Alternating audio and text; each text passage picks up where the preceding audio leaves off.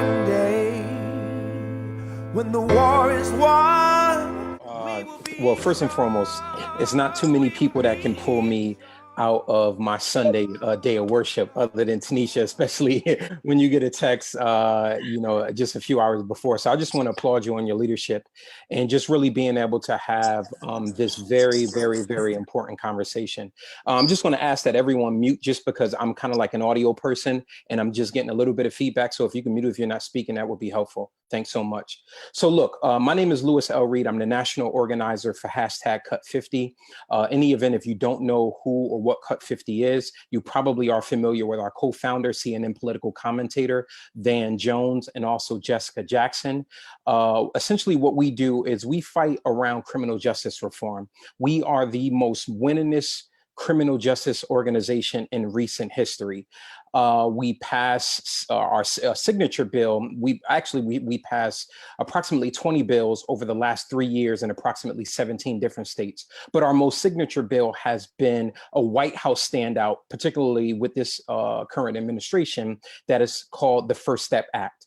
And the First Step Act, since December of 2018 to date, has released approximately 8,000 people. Why is that context helpful? How does the context of criminal justice reform fit into our conversation today? I'm glad that you asked. Primarily, we're having this conversation because of the Great Awakening. I don't call this a national uprising. I don't call this a national onset of disobedience. I call this a Great Awakening. We have a Great Awakening as a result of what my brother has in his background. My brother last night, Shy, who came in the likeness of George Floyd. We saw this brother being essentially having his life abbreviated. Not for 7 minutes, not for 8 minutes, but for almost 9 minutes, 8 minutes and 46 seconds. We heard him cry 13 different times, "I can't breathe." We heard him say 11 different times, "Please." And we heard him at least on 3 occasions cry out for his mama externally, and he was probably crying for her internally. And what has happened in the United States of America, not only do we have a Great Awakening, but before we can, I want to talk to you about that Great Awakening. I want to talk to you about how our policing literally holds the key to our criminal justice system. It's not by coincidence that there are more than 2.2 million people who are incarcerated in the United States of America. It's not by coincidence that in the state of Connecticut, while we tout ourselves to be as progressive as we think that they come, Connecticut is third in the nation where we spend more on incarceration more than on education. The fix is in. And so it's going to take us to be able to lean into these hard conversations, to be able to strategize and to be able to come up with a very specific plan on how we are going to really recalibrate not just our criminal justice system, but our social ecology at large. So the other day I was watching something, and I'm not going to be long, but I was watching something that I think is relevant to our conversation today. I was watching ESPN's 30 for 30, the Bruce Lee story. And if you know anything about it, or if you even, remotely saw the advertisement on it, you saw that the name of it is called Be Water. And essentially what Bruce Lee was saying is that water is the softest substance on earth. And Bruce Lee was also talking about how water becomes the container, becomes whatever, it takes the shape of whatever container it is put in. And I begin to think about what is happening in our country with the Black Beauty online rallies that we're having all over the world, with, white allies that we are seeing standing next to us. What is happening here?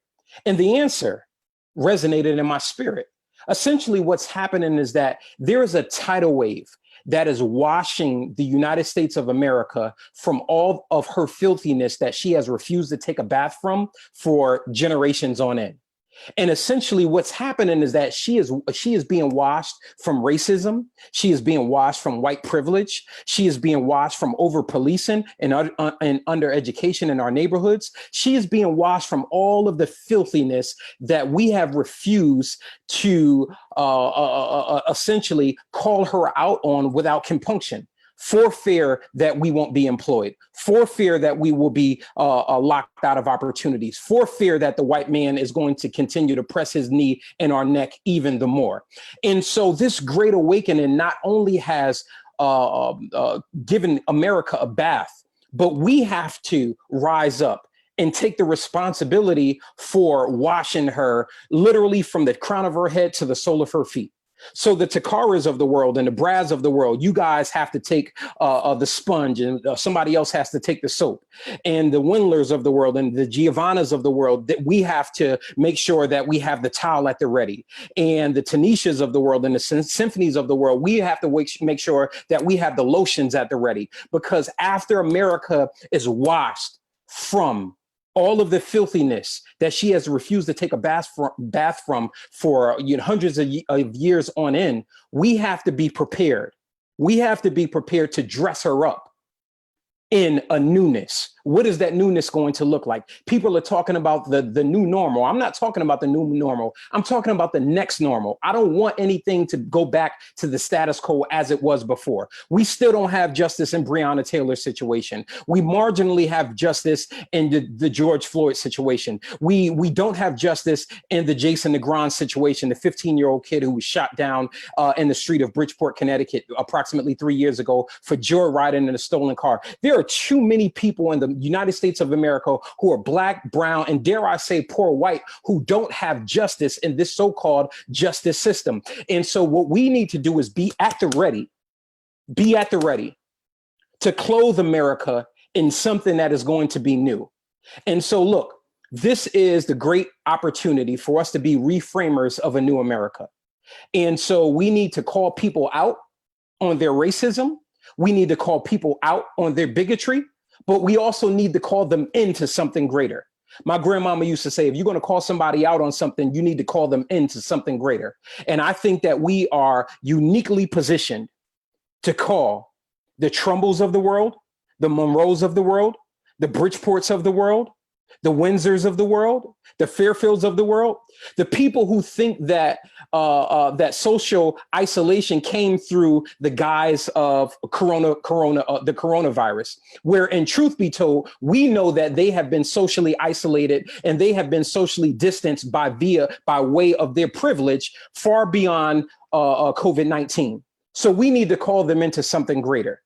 And so what my challenge and what my charge is, not just for those of us who are on this panel today, but for those of us who are watching, for those of us that may be listening, for those of us who may be watching this on the rebroadcast, what are we going to do once America steps out of the shower?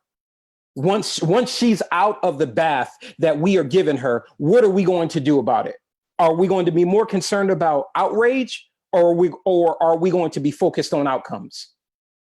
And so that's my charge to you. Thank you so very much for allowing me to add value to this conversation today. If you want to, stay in contact with me, you want to learn more about what it is that we have going on at Cut 50, you can follow me on Instagram. I'm at He Inspires For Real, or you can follow me on any social media platform at Louis L. Reed. I appreciate you. Thanks so much.